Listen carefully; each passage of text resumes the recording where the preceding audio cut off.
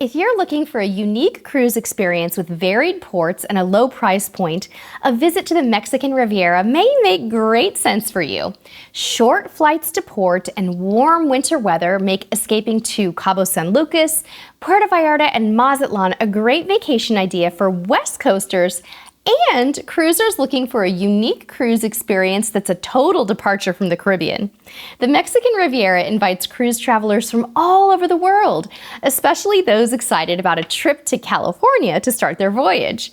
You can cruise to the Mexican Riviera from San Diego, Long Beach, San Pedro, which is also known as the Port of Los Angeles, and even San Francisco. Cruise lovers venture to these ports to experience a taste of Mexico, epic whale watching, and a wonderful warm weather cruise experience.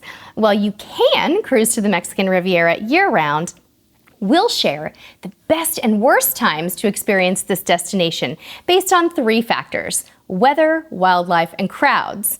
Now, before we get started, we wanted to clarify that we're talking today about the Pacific coast of Mexico, also known as the Mexican Riviera, and not the Caribbean port cities in Mexico like Cozumel, Costa Maya, and Progreso, which can be experienced on a few different Caribbean cruise itineraries. In fact, the Mexican Riviera cruises we're talking about today feature the same ports that became popular on everyone's favorite cruise TV show, The Love Boat. Let's start with a look at the weather and how it can impact your cruise. We're going to spend a bit of time talking about this because year after year we see people packing the wrong clothing and gear for this region, and we want to help you avoid those packing blunders. In fact, we'll link to some packing videos below so you'll know exactly what to pack for the Mexican Riviera. Now, you can cruise to the Mexican Riviera year-round, but some would argue that the best time to visit Mexico is during its dry season, November through May. However, it's a popular destination even during the more rainy summer months because kids are on school break and the summer travel season's in full swing.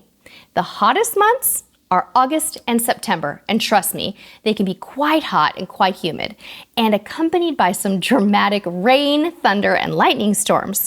But if you plan accordingly, pack cool clothing, and stay hydrated, these late summer months can offer a less crowded and less expensive experience. Now, be aware that many of the cruise lines visiting the area don't actually visit year-round. Instead, they send their ships to Alaska for about May to September, and they cruise back down to the Mexican Riviera from about October through April, hitting the California and Pacific coastal cities in between the Alaska and Mexico seasons. It's important to know that if you're cruising during the winter months, plan for the first and last few days of your cruise to mirror California weather, not the balmy tropical weather you'll experience once you've reached the warmer areas of Mexico.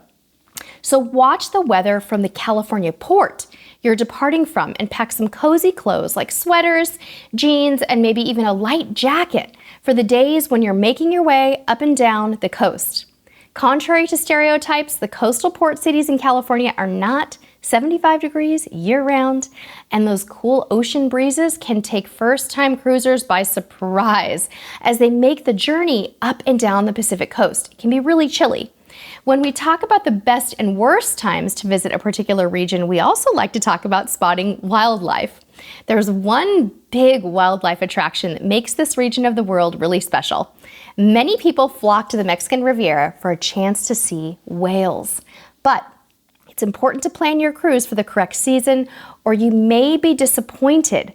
Whales are in the area from mid-December to April each year, and you have your best chances of seeing them between about January and March.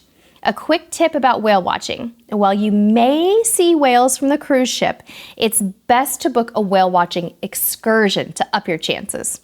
Cabo San Lucas and Puerto Vallarta both offer incredible whale watching options, and you won't regret adding whale watching to your excursion list. Just don't count on seeing them from the ship. Let's talk about crowds for a moment. There are a few times when there will be more ships and more travelers in port in Mexican Riviera area. Christmas, Thanksgiving, and spring break tend to be the most crowded, but they shouldn't discourage you from a visit if those weeks work well for your schedule. Check out our Thanksgiving vlog series from Royal Princess to get a feel for what it can be like to cruise to this area over a holiday. Oh, and going back to wildlife for a moment, be aware that during the spring break period, certain ships and certain spots can feel more like a party than a relaxing cruise. For example, Cabo San Lucas's Medano Beach attracts the spring break party crowd.